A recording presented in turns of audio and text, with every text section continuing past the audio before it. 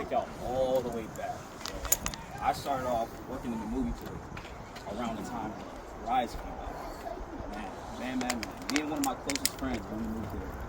And we walked by the theater. We saw the trailer for Rise, and we just like stood there and we watched it, bro. Like, we're all baffled. Like, this is crazy. Like, I kind of want to learn that, you know?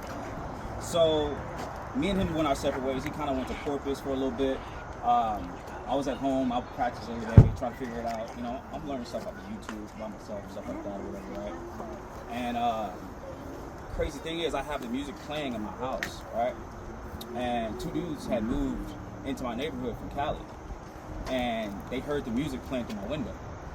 So I'll never forget them, you know what I'm saying? Because they were the first two to actually show me like the ropes, you know what I'm saying? They showed me the things that I didn't know.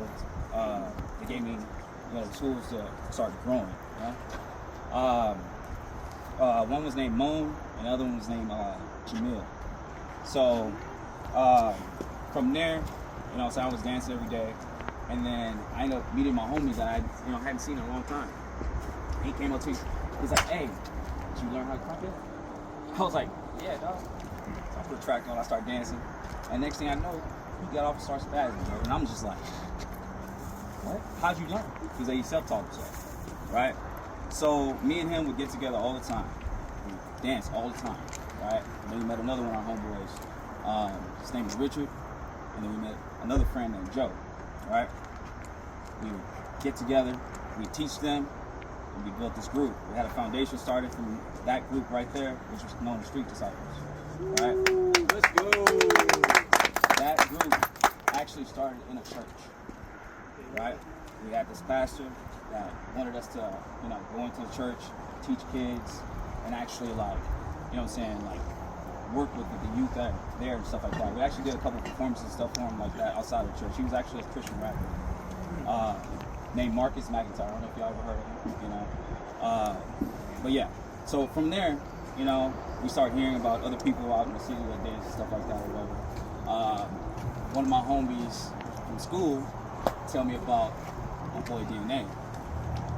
He tells me about DNA. He said, "Hey, you gotta come to one of these clubs with me real quick so you can see my boy dance." So I'm like, "Yeah, sure, I'll go check it out." So I go. I never really go to clubs like that. I go. I meet DNA, right? And DNA, we became tight that moment. That moment we was close, we was cool. You know what I'm saying? He became a part of the family, and we just, you know, we grew from there. And then DNA introduced me to a whole bunch of other people. So I'm gonna let him take over from there because he can explain from that point on who he introduced me to. Yeah, just to pick back up what he said, met him at little dance club, and I'd watch Rise, I'd watch Stop the Art, so, you know, that type of Krump. And I did my thing. He was like, "Okay, cool." And he did his thing, made me look terrible. So from there on, I was like, "Man, you got to teach me." Met up with the ones he said before, which was Richard, General. If y'all don't know, Richard is, we call him Smooth. Joe, that was General Drama, and then it was him, and then there was another one, OJ Live, it was Loons, named David. So met up with them, became a Street Disciple, and we started sessioning we weren't here at first, we were sessioning at Converse Park, which is about 3 miles down that way. So we had a time crunch, so at 11 o'clock we had to go. So session with them, and then I went to school with Fallout, and a lot of y'all know who Fallout is. Went to school with Fallout. He was like, "Hey, I got a dance group called the Coalition." I was like, "Okay, well, yeah, Street Disciples. We go here, we lab, we Krump." He's like, "Okay, cool. I'm gonna bring my crew." He brought his crew. Met Fallout, met Monkey King, a few other people was in the group, and then that's when Livewire came into the page. He wasn't Livewire back then.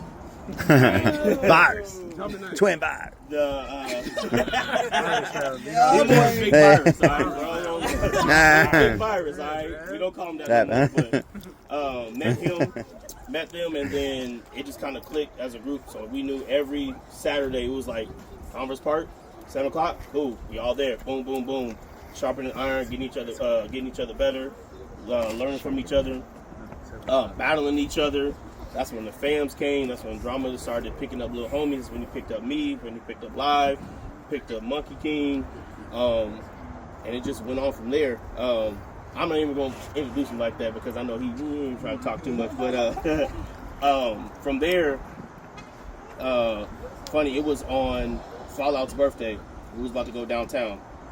There's all the dramas and Fallouts. And then Fallout was like, hey, this person hit me up on the battle. He was like, okay, well, he was like, okay, cool. He was like, what's his name? He was like, I don't know. He was like Zoe 3 or Zoe. So we was like, okay, cool. So we went over there. But y'all don't know who that is. That was Lane's alias. Yep. All right. So it was the first time we met Lane. We was like, oh, Fallout gonna kill him. We was wrong. we was wrong. Fallout lost that night. And what made it worse is that Lane had just learned Krump from just watching the Cage 3 Rascal, and you could tell because he was doing the Rascal wave and stuff. And he beat Fallout. We was calling Fallout the whole night because that was his birthday. Even his girl was like, "Dang, you lost on your birthday." So shout out to Fallout. I'll take that out. I'm just kidding. Met him up there and everything, man. And then from then on, we just kicked it with Lane. Grew as a family, grew as a crew. And then we just started from there. That's when Marcus came in. Lane introduced us to Marcus, who was at Fallout's house. He came out there, and we was like, oh, okay. And he started doing. We didn't know Marcus had a background of dancing, so he came out there, started showing us like the tuts and all this stuff, and we was like, okay, he's cool. And then from there on, Marcus brought people, and then that's kind of how we became what we are now. We stopped going to Converse Park because they start closing it down. We started getting complaints because there's houses around it, so we was like, man, we need to find a spot. We came here one day. Been history. 80s tomato spot. Yep. So that's why this is sacred for us. This is home. So when they was like respect it, please. Honorable mention. He's been around. Oh yeah. For a long time. With Yeah. us. The spotlight and everything. Yeah. Before he was over there, he was here. Yep. You know what I'm saying? He was in Carver's Park with us. Mm-hmm. You know what I'm saying? Like, it's crazy. And seeing the way he grew, man. He grew. I didn't like it because they hit me with options. I was trying to get me a big one. They was like, "Who you want?" It was like, "Who you want?" I was like, "I don't know." I ain't gonna tell you.